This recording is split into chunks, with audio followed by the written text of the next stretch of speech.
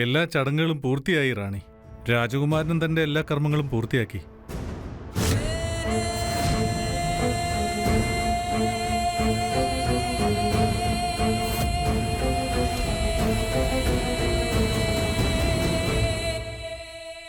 അവിടെ നോക്ക്, തീയെ.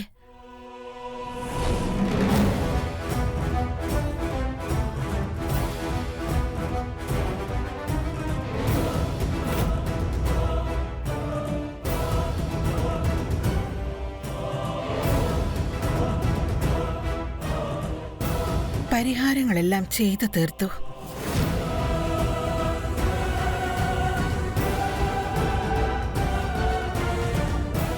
ശരി, എന്നാ ഇനി ഈ പൂജയും അങ്ങ് ചെയ്തേക്ക.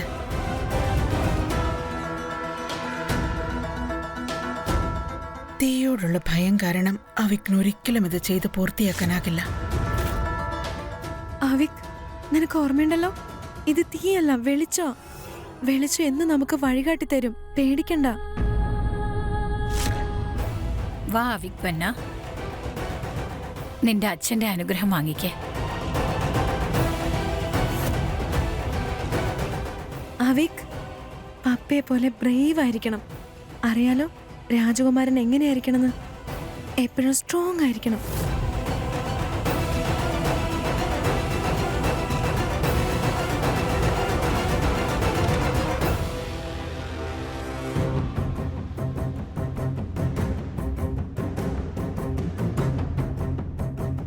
ചെയ്യൂ നീ.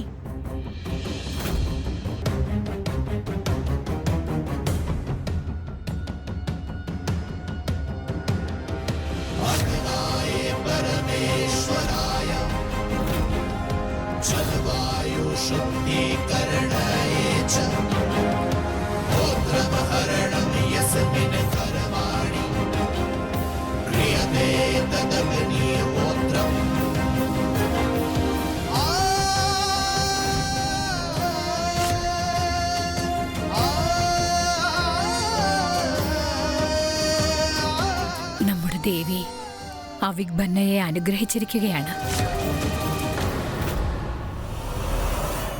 ശരൺ ബണ്ണയുടെ ആഗ്രഹം സഫലമായി.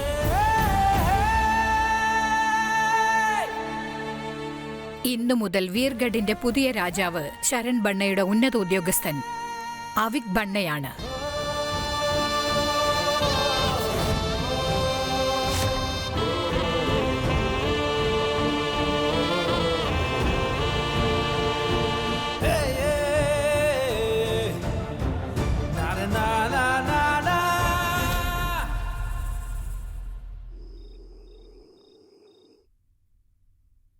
റോജ, നീ ഇന്നലെ രാത്രി അവയ്ക്ക് മനസ്സിലാക്കി കൊടുത്തത് വെച്ച് ഇന്ന് ശരൺ ചേട്ടന്റെ ആഗ്രഹം പൂർത്തീകരിച്ചിരിക്കുകയാണ്.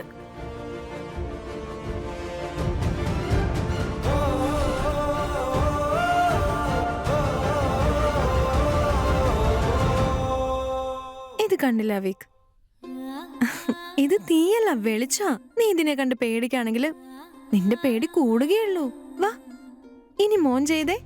വാ അവിക്, ഒന്ന് ചെയ്തേ. ഒന്നും പറ്റില്ല, ഞാൻ ചെയ്തില്ലേ. അവിക്, ചേച്ചി കൂടെയല്ലേ, ചെയ്തേ.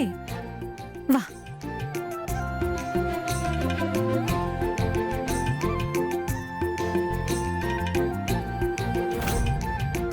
ഞാനില്ലേ, ചേച്ചിയും ഇത് ചെയ്തല്ലേ. കമോൺ.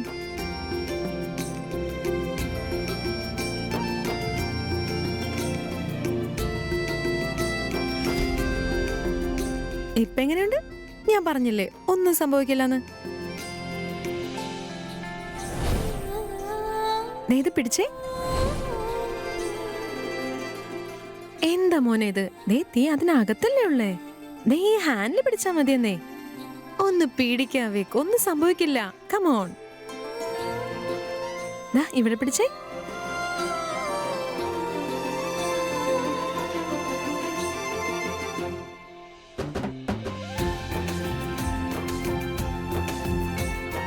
കണ്ടോ, നിനക്കൊന്നും പറ്റിയില്ല.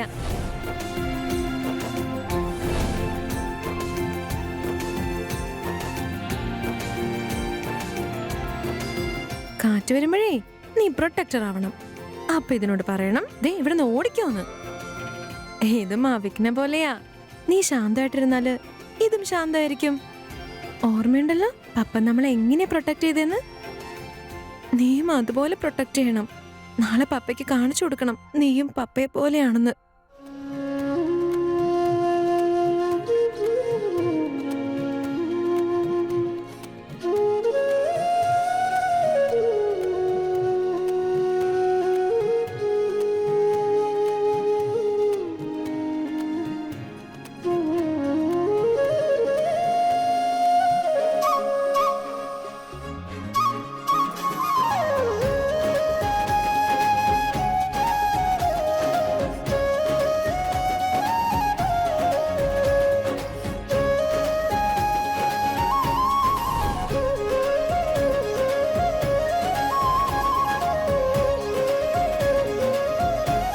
നീ ആവിക്ക് മനസ്സിലാക്കി കൊടുക്കുന്ന കാണുമ്പോ എനിക്ക് തോന്നി എന്താന്ന് വെച്ചാ ശരൺ ചേട്ടനും പവിത്ര ചേട്ടത്തിയും അവിടെ നമ്മുടെ കൂടെ ഉള്ളതുപോലെയാ തോന്നിയത്. നമ്മളിതിൽ ഇങ്ങനെ തോറ്റുപോകുന്ന സത്യത്തിൽ ഞാൻ സ്വപ്നത്തിൽ പോലും വിചാരിച്ചിട്ടില്ല. ഞാനത് പറഞ്ഞുകൊണ്ടല്ലേ ഇരുന്നത്. ഞാൻ പറഞ്ഞതല്ലേ അച്ഛാ ആ പെങ്കുച്ചിനെ നിസ്സാരമായി കാണരുതെന്ന്. പക്ഷെ ഞാൻ പറയുന്നത് ഇവിടെ ആര് കേൾക്കാനാ? കഴിഞ്ഞ ഒരു മാസത്തിനുള്ളിൽ 2 വട്ടമാണ് എന്റെ തലയിൽ കിരീടം തട്ടിത്തെറിപ്പിച്ചത്. ചേച്ചി എന്തിനാ ദേഷ്യപ്പെടുന്നത്? ചേച്ചി വെറുതെ ടെൻഷൻ ആവണ്ട. ഞാൻ എന്തെങ്കിലും ഒരു പരിഹാരം ആലോചിക്കട്ടെ. ഇനിയും നിനക്ക് എന്താ ആലോചിക്കാനുള്ളത്? എത്ര നേരം ആലോചിക്കും? ഇങ്ങനെ ആലോചിച്ചുകൊണ്ട് തന്നെ ഇരുന്നോ? ആ പെണ്ണ് ചെയ്യേണ്ടതൊക്കെ ചെയ്തിട്ട് പൊക്കോളൂ. ആദ്യം അവളുടെ അച്ഛനെ രാജാവാക്കാൻ നടക്കുകയായിരുന്നു. അത് കഴിഞ്ഞിപ്പോ അവളുടെ ഊമയായ അനിയനെ കൂടി അങ്ങ് രാജാവാക്കി കഴിയുമ്പോ അവളെല്ലാം നേടിയെടുത്തു. എന്റെ കൂടെ ഇങ്ങനെ 2 ബുദ്ധിമാന്മാരിവിടെ ഉണ്ടായിരുന്നിട്ട് എനിക്കെന്താ കാര്യം? എന്റേതായി എനിക്ക് കണ്ണുനീർ മാത്രമേ ഉള്ളൂ.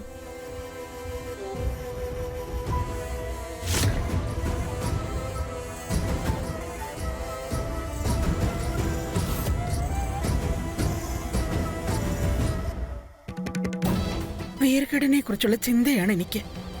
അതുകൊണ്ടാണ് ഇതൊക്കെ പറയുന്നത്. കാരണം ഞാൻ വീർഘടന് വേണ്ടി നന്മയാണ് ആഗ്രഹിക്കുന്നത്.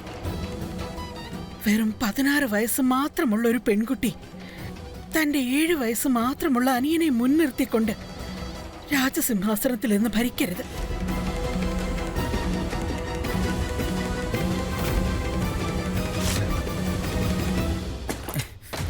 ഏയ് സമീർ, സമീർ, സമീർ, ഞാൻ പറയുന്നേക്ക്. നീ ഒന്ന് അടങ്ങ്. ഞാൻ പറയുന്നേക്ക്. നീ എന്തൊക്കെയാ കാണിക്കുന്നത്? ഒന്ന് റിലാക്സ് ആവ്. എൻ്റെ ആൻറ്റി കിടന്ന് കരയുന്നത് എനിക്ക് കാണാൻ വയ്യടാ. എൻ്റെ അമ്മ എപ്പോഴാണ് എന്നെ വിട്ടിട്ട് പോയത്? അന്ന് തൊട്ട് ആൻറ്റിയെ എൻ്റെ കൈ പിടിച്ചത്. എൻ്റെ വീട്ടിലായിരുന്നിട്ട് പോലും ഞാനൊരു അനാഥയായി. അപ്പോഴെൻ്റെ കൈ പിടിച്ചത് ആൻറ്റിയാ. ഇപ്പൊ അവരുടെ കണ്ണീരിന് കാരണക്കാരവരെ കണ്ടുപിടിച്ച് എനിക്ക് പണിഷ് ചെയ്തേ പറ്റൂ. ഈ റോജയെ ഞാൻ ചുമ്മാ വിടാൻ പോകുന്നില്ല. അവളെ കരയിപ്പിക്കണം. അവളെ ഞാൻ കാറിക്കും. ഞാൻ അവളിടുന്ന ഓരോ പ്ലാനും നമുക്ക് തകർത്തേ പറ്റൂ. ആ റോജ ഭയങ്കര ബുദ്ധിശാലിയാ. മകനെ സിംഹാസനത്തിൽ ഇരുത്താനെന്നും പറഞ്ഞുകൊണ്ട് അവള് കയറി ആ സിംഹാസനത്തിൽ ഇരിക്കാൻ പാടില്ല. അവളുടെ ഉയരത്തിലുള്ള ഈ പറക്കൽ നിർത്തണമെങ്കിൽ അവളുടെ 2 ചിറകുകൾ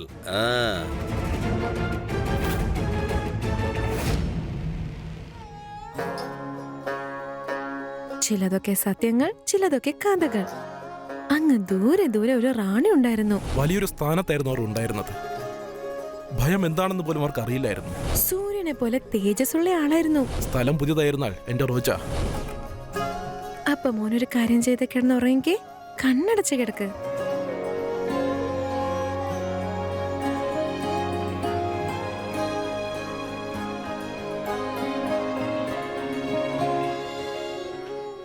ഞാൻ ഒറ്റയ്ക്ക് നിന്ന് ഇതൊക്കെ എങ്ങനെ നേരിടാൻ പോകുന്നേ? എന്നെ നിങ്ങളുടെ 2 പേരുടെയും ഓർമ്മകൾ വല്ലാതെ ബുദ്ധിമുട്ടിലാക്കുന്നു. ഞാനിവിടെ അനാഥയായി.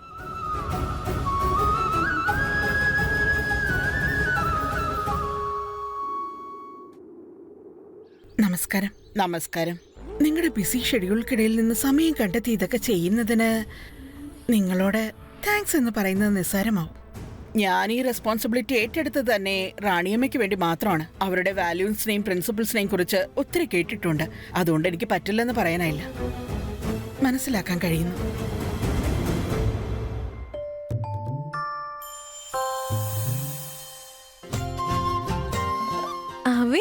രാവിലെ എഴുന്നേറ്റ് എഴുന്നേറ്റ് എഴുന്നേറ്റ്. ആ മതി മതി മതി. ദേ ബ്രേക്ക്ഫാസ്റ്റ് റെഡിയാണ്. നോ നോ നോ 2 മിനിറ്റ് പറ്റൂല. എഴുന്നേക്ക് ആവിക്, എഴുന്നേറ്റ് മോനെ. ദേ ഉച്ചയായി, എഴുന്നേക്ക് എഴുന്നേക്ക് എഴുന്നേക്ക്. എഴുന്നേക്ക്, നോ സ്ലീപ്പ്. നോക്ക് നോക്ക്, എഴുന്നേക്ക്. ഓ ഇനിയിപ്പോ എന്താ ചെയ്യാ?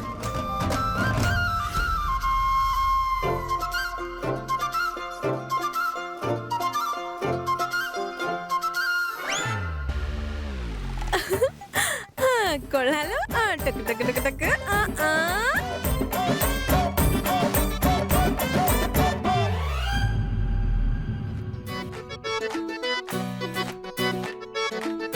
ഞാനൊരു കവിത പാടിത്തരട്ടെ. മനോഹരമായ ഒരു മെത്തയിൽ എന്റെ രാജകുമാരൻ കിടന്നുറങ്ങുകയാണ്. ആ രാജകുമാരൻ ഒരു ധീരനുമാണ്. അവൻ എഴുന്നേറ്റ് ഉടൻ തന്നെ കുറുമ്പ് ചെയ്യാൻ തുടങ്ങും. എന്നാലോ ഉറങ്ങുമ്പോൾ കാണാൻ നല്ല ക്യൂട്ടാണ്.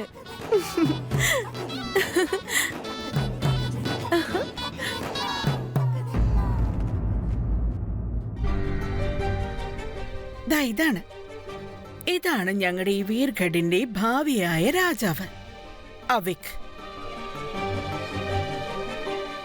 പാവത്തിന്റെ അവസ്ഥ കണ്ടില്ലേ? ദയ തോന്നിപ്പോവും നിങ്ങൾക്ക്. അതായത് വീർഗഡിലെ ആളുകളോട്. എന്തിന്? സംസാരിക്കാൻ പറ്റില്ലല്ലോ. അവന് ട്രോമയിലാണ്. ഭയങ്കര ആഴത്തിലുള്ള മുറിവാണ് സംഭവിച്ചത്. I can see that. ഇത്തരം സാഹചര്യങ്ങളിലുള്ള കുട്ടികളോട് വ്യത്യസ്തമായ രീതിയിൽ അപ്രോച്ച് ചെയ്യണം. സാധാരണ ഇത്തരം കുട്ടികൾക്ക് വളരെ കുറച്ച് ഡിസിപ്ലിനെ കാണും. ബട്ട് ഡോണ്ട് വരി, ഞാൻ ഇങ്ങനത്തെ ധാരാളം കേസുകൾ ഹാൻഡിൽ ചെയ്തിട്ടുണ്ട്. എനിക്കറിയാം, കേട്ടിട്ടുണ്ട് നിങ്ങൾ ഒരു കൊരങ്ങനെ പോലും മാനേഴ്സും ഡിസിപ്ലിനും പഠിപ്പിക്കുന്ന ഒരാളാണെന്ന്. നിങ്ങൾ എന്തൊക്കെയാ പറയുന്നേ? അവിക് എന്റെ അനിയനാ. അവൻ മൃഗവും അല്ല, അവൻ കുരങ്ങനും അല്ല. ഇവന്റെ കാര്യങ്ങളൊക്കെ നോക്കാൻ ഇവന്റെ ഈ ചേച്ചി തന്നെ ധാരാളം.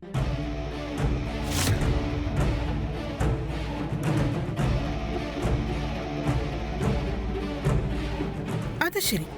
അവിക്കിന്റെ മുത്തച്ഛന്റെ പേരെന്താണ്? അറിയില്ലേ നിനക്ക്? അപ്പോ പിന്നെ ഒരു രാജവിരുന്നിൽ ഒരു രാജാവ് എങ്ങനെ പെരുമാറണമെന്നുള്ളത് അറിയാമായിരിക്കുമല്ലോ അല്ലേ?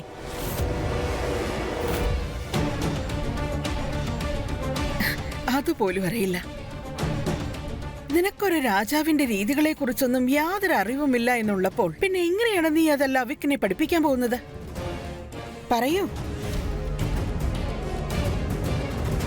രാജാവാകുന്നത് നിസ്സാര കാര്യമല്ല റോജ. അവരുടെ രീതികൾ എന്തിന്? അവർ നടക്കുന്നത് പോലും സാധാരണക്കാരെ പോലെ ആവാൻ പാടില്ല. അതുകൊണ്ട് അവരെ ഇതെല്ലാം പഠിപ്പിക്കാനായിട്ട് എക്സ്പീരിയൻസ് ആയുള്ള ആളുകളുടെ ആവശ്യമുണ്ട്. എനിക്കും മനസ്സിലാവുന്നുണ്ട്. ചിലപ്പോ രാജകുടുംബത്തിലെ കാര്യങ്ങൾ എനിക്ക് അറിയാതിരിക്കാം. പക്ഷെ അതൊക്കെ ഞാൻ പഠിച്ച് എനിക്കത് അവിക്കിന് പഠിപ്പിച്ചു കൊടുക്കാൻ പറ്റും. നീ പഠിപ്പിക്കുമോ? അത്രയൊക്കെ സമയമുണ്ടോ നിന്റെ കയ്യില്? ഇന്ന് സ്കൂളിൽ നിൽക്കെന്തോ പരീക്ഷയില്ലേ? പഠിച്ചു കഴിഞ്ഞു അതിന്? ഈ പുതിയ സ്ഥലത്ത് എന്റെ മോള് റോജ പുതിയ സന്തോഷങ്ങൾ കൊണ്ടുവരുമെന്ന് ഈ അച്ഛൻ അറിയാം. സോ നീ ഈ പുതിയ തുടക്കത്തിന് റെഡിയാണോ? That's my girl. നിന്റെ ഈ മൗനത്തിൽ തന്നെ നിനക്ക് പറയാനുള്ള ഉത്തരം അടങ്ങിയിട്ടുണ്ട്.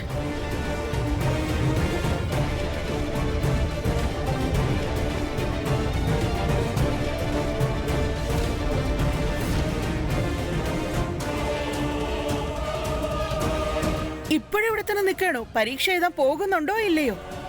പോകണമെന്നുണ്ടെങ്കിൽ പോയി റെഡിയാവാൻ നോക്ക്.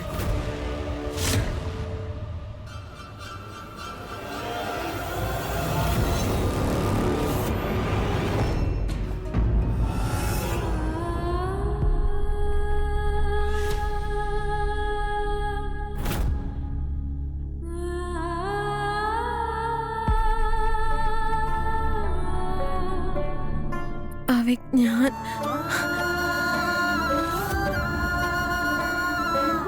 നിർത്തിക്കോളൂ ഇനി ഇതെല്ലാം. അവക്കിന്റെ കാര്യങ്ങൾ നോക്കാൻ ഞങ്ങൾ എല്ലാവരും ഇവിടെ തന്നെ ഉണ്ടല്ലോ റോജ. അവനിപ്പോൾ നിന്റെ സഹോദരൻ മാത്രമല്ല, അവൻ ഈ വീർഗഡിന്റെ ഭാവിയിലെ രാജാവ് കൂടെയാണ്. നീ അവക്കിനെ കുറിച്ച് ചിന്തിക്കുന്നത് മതി, നിന്നെ കുറിച്ച് ആലോചിക്ക. ചിലപ്പോ ഇവരെ കൊണ്ട് അവിക്കിന് വല്ലതും പഠിപ്പിക്കാൻ സാധിക്കുമായിരിക്കും. അവിക്കിലൂടെ പപ്പയുടെ പാരമ്പര്യവും റാണിയമ്മയുടെ ആഗ്രഹങ്ങളും പൂർത്തീകരിച്ചേ പറ്റൂ.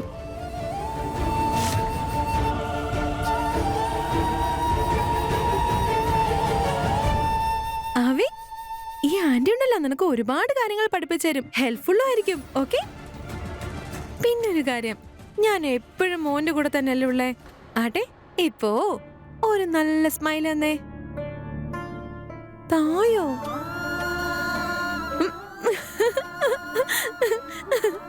ചിരിക്കണ കള്ള.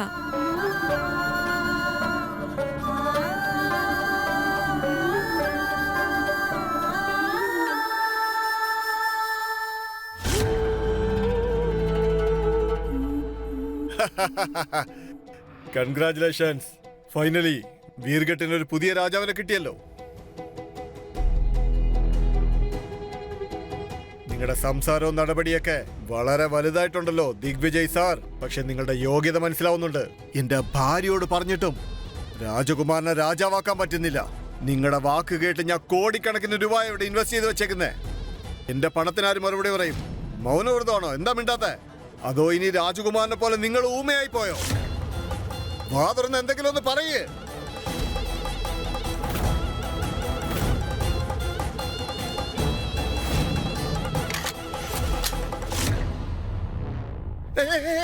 എന്തായി ചെയ്യുന്ന ദിഗ്വിജയ് സാർ? പൊട്ടും പൊട്ടും അതിൽ ഉണ്ടയുള്ള നോക്കല്ലേ, എന്നെ ഒന്ന് ചെയ്യല്ലേ.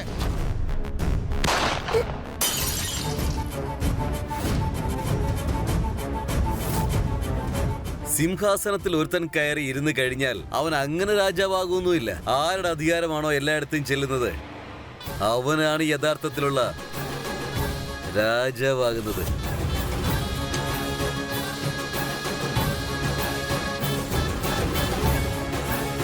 ഇപ്പൊ കേട്ട ഈ ഗുണ്ടിന്റെ ശബ്ദം നിന്റെ കാതിൽ നിന്ന് പുറത്തു പോകാതിരിക്കട്ടെ, അതാണ് നല്ലത്. നിങ്ങൾ പണം മുടക്കിയ കാര്യം എനിക്കറിയാം, പക്ഷേ നിങ്ങൾക്ക് ഒരു കാര്യം ഇനിയും മനസ്സിലായിട്ടില്ല. അവിടെ സഹനബന്നയ്ക്ക് പോലും ഞങ്ങളെ തടയാൻ കഴിഞ്ഞിട്ടില്ല. പിന്നെ ഈ ഒന്നും അറിയാത്ത 7 വയസ്സുള്ള കുട്ടിക്ക് ഞങ്ങളെ എന്ത് ചെയ്യാൻ കഴിയും? ഈ സമയത്ത് ഒച്ചയെടുത്തിട്ട് യാതൊരു കാര്യമില്ല. പരാജയം ആഘോഷിക്കണം. ഇപ്പോഴാണ് പഴയ രാജാവ് മരിച്ചു പോയത്. കൊട്ടാരത്തിലെ സങ്കടങ്ങളൊക്കെ ഒന്ന് അവസാനിക്കട്ടെ. അതിനുശേഷം നിങ്ങൾ ഇൻവെസ്റ്റ് ചെയ്തിരിക്കുന്ന മുഴുവൻ പണവും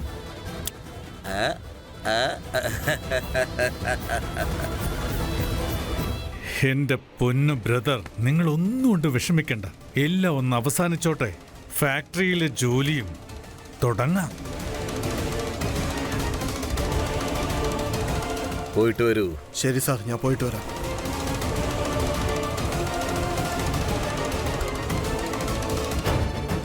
ഇപ്പൊ ഇനി രാജ് ആഗ്രഹിച്ചാലും ഇല്ലെങ്കിലും മദ്യ ഫാക്ടറി ഞാൻ.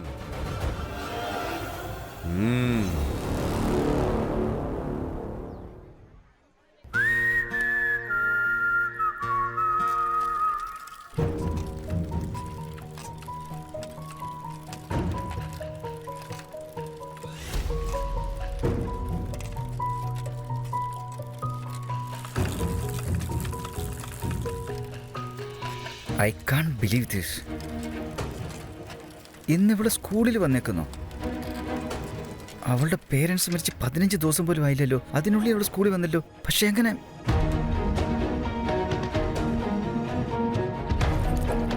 അവളുടെ മുഖം കണ്ടാൽ തന്നെ അറിയാം അവൾ വെറുതെ അഭിനയിക്കുക.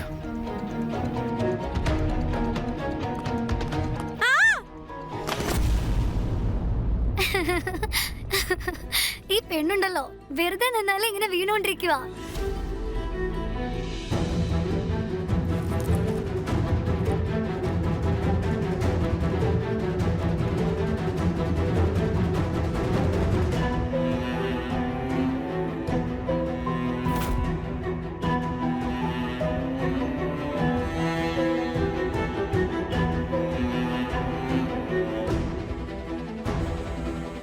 സ്കൂളിലുള്ള എല്ലാ പെൺകുട്ടികളും ഇവന് വേണ്ടി കൈ കെട്ടി നിൽക്കും, ഇവന് വേണ്ടി കാത്തുകൊണ്ടിരിക്കും.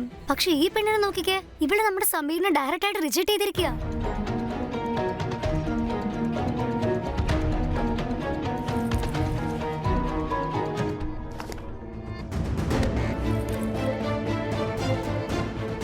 ഞാൻ നിന്നെ ഇംപ്രസ് ചെയ്തുകൊണ്ടിരുന്നത്. അപ്പോഴേ നിനക്കെല്ലാം മനസ്സിലാകുള്ളൂ. പാവങ്ങളെ സഹായിക്കുന്നത്, ചാരിറ്റി നടത്തുന്നത്, ഇതെല്ലാം റോയൽ ബ്ലഡിൽ ഊറിയിരിക്കുന്ന സാധനമാണ്. എന്താ? എനിക്ക് നിന്റെ ഹെൽപ്പിന്റെ ഒന്നും ഒരാവശ്യമില്ല. അല്ലെങ്കിലും ഇവിടെ ആരാ ചാരിറ്റി ചെയ്തോണ്ടിരിക്കുന്നത്? നീ തന്നെ വേറൊരാളെ ആശ്രയിച്ചല്ല ജീവിക്കുന്നേ.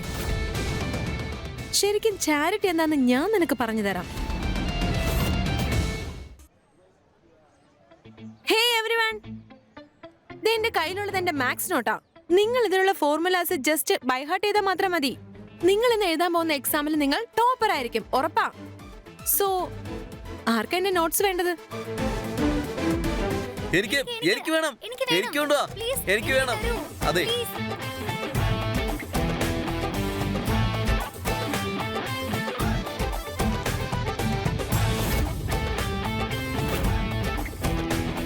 അവളെ വിട്ടേക്ക് സമീറെ, ഞാൻ നിന്റെ കൂടെ ഇല്ലേ. ഞാൻ ഒരിക്കലും നിന്നെ വിട്ടു പോവില്ല.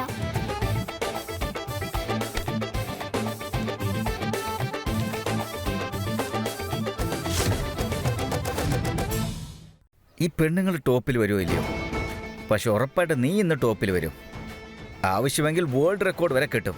ലോകത്തിലെ ആദ്യത്തെ പെണ്ണായിരിക്കും നീ. നിന്റെ അച്ഛനമ്മ മരിച്ച് 15 ദിവസമല്ലേ ആയുള്ളൂ. ഉടനെ നീ സ്കൂളിലോട്ട് വന്നല്ലോ. ഇവളുടെ അമ്മയും അച്ഛനും മരിച്ചത് ഈ പെണ്ണിനെ ബാധിച്ചിട്ടേ ഇല്ല, അറിയോ? എല്ലാം മറന്നിട്ട് എക്സാമിൽ ടോപ്പറായിട്ട് വരും. കൈയടിക്കാൻ.